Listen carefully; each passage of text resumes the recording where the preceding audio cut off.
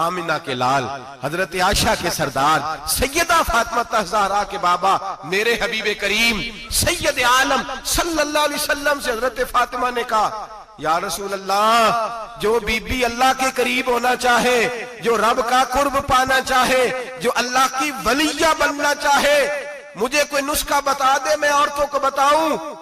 तो मेरे हबीब ने फरमाया, जो बीबी जितना घर के अंदर रहेगी, जितना घर के अंदर रहेगी, जितना घर के अंदर रहेगी, उतना ही वो अपने रब के करीब होती जाएगी, उतना ही अल्लाह का कुर्ब पाती जाएगी, उतना ही रब करीम की वलिया होती जाएगी, उतना ही अल्लाह तबारक व तआला उसे अपनी कुर्ब की मनाजिल तय फरमाएंगे। जितनी वो घर के अंदर रहेगी उतनी अल्लाह के करीब रहेगी, और जितनी सज धज के बाहर निकलेगी, जितनी सवरेगी, उतनी वो अल्लाह से दूर होती जाएगी। जितने कदम उसके घर से दूर निकलेंगे, उतने ही कदम उसके अल्लाह के कुर्ब से दूर होते जाएंगे, उतने ही कदम।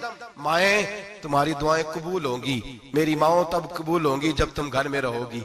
बेटियों, रब करीम का कुर्ब उस वक्त नसीब होगा जब तुम घर के अंदर रहोगी। तुम भाई के लिए मांगोगी तो अल्लाह तुम्हें देगा, बेटे के लिए मांगोगी तो अल्लाह तुम्हें देगा, शोहर के लिए मांगोगी तो अल्लाह तुम्हें देगा।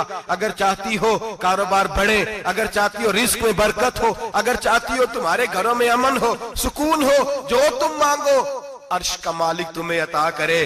तो फिर मेरे रसूल ने नुस्खा बतलाया है, फिर मेरे करीम ने बतलाया, घरों में बैठी रहना, जितनी घरों के अंदर रहोगी उतना ही अल्लाह ज्यादा दर्जा अता फरमाएगा, तुम्हारी दुआएं कबूल करेगा, तुम्हारी इल्तिजाएं अल्लाह मानेगा। मेरे भाइयों, मेरे अजीजों, औरत के साथ जो जुल्म इस मुआशरे में हो रहा है, बेपर्दगी का तूफान है, तूफान है बेपर्दगी का। एक बुजुर्ग थे, दरवेश से, सादे से, वो आई साहब के पास अक्सर आया करते थे। तो थे बड़े सादे और थे बड़े नेक, पढ़े हुए नहीं थे, जाग रहे आप हजरात, नेक बड़े थे।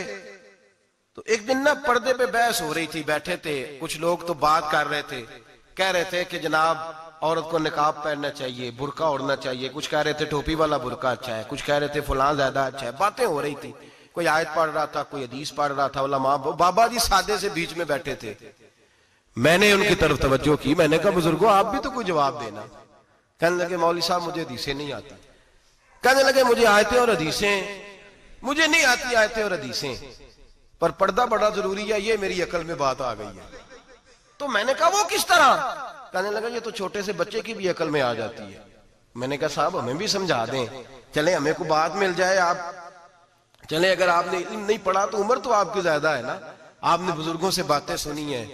तो कहने लगे बेटा मेरा छोटा सा पोता है, वो बाजार से टाफी खरीद के लाता है, अगर टाफी के ऊपर से कागज उतार देता है ना तो टाफी में मक्खियां बैठनी शुरू हो जाती है, टाफी में मक्खियां बैठ जाती हैं।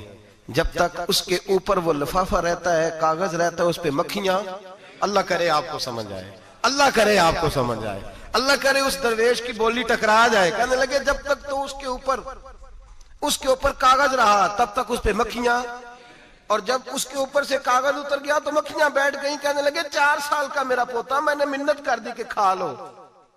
कहने लगा मैं नहीं खाता, इस पे मक्खियां बैठ गई हैं, मैं नहीं खाता, गंदी हो गई है, मैंने ये टाफी नहीं खानी। कहने लगे मैं बूढ़ा आदमी दोबारा दुकान पे गया, जद्दोजहद करके नई टाफी लाया, बेटे को कहा खा लो, अब उसने खाई। कहने लगे मुझे समझ में आ गई, जो बीबी पर्दा करेगी उस पे मक्खियां नहीं बैठेंगी, जो औरत पर्दा करेगी उस पे मक्खियां, और अगर उसमें मक्खियां बैठ गई तो फिर वो किसी के लिए काबिल कबूल है। और अगर पर्दे में छुपी रही, अगर पर्दे में छुपी रही, और भाई कीमती चीजों को गुलाब चढ़ते हैं, किसी ने कभी केमिस्ट्री गुलाब पे नहीं छुपाई, फिजिक्स नहीं छुपाई, कभी किसी शायर अदीब ने अपना लिखा हुआ शायरी का कलाम नहीं छुपाया। गुलाब जब भी चढ़ता है कुरान पाक पे चढ़ता है। मेरे भाई करोड़ों और अरबों और खरबों का मकान बना के लोग उसको गुलाब नहीं चढ़ाते, गुलाब जब भी चढ़ता है बैतुल्लाह को ही चढ़ता है।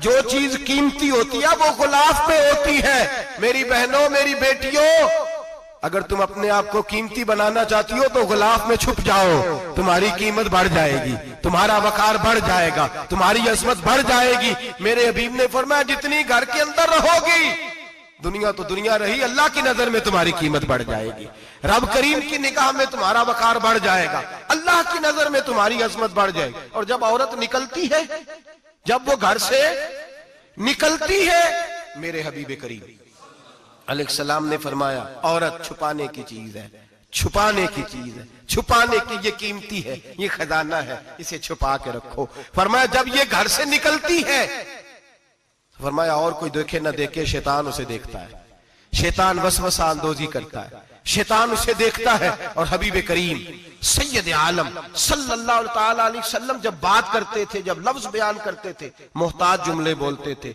बड़ा कम, रहमतल लिल आलमीन नबी की जुबान से बड़ा कम सख्त जुमले निकलते थे। मेरे हबीब ने लफ्ज अदा किए, सख्त जुमले।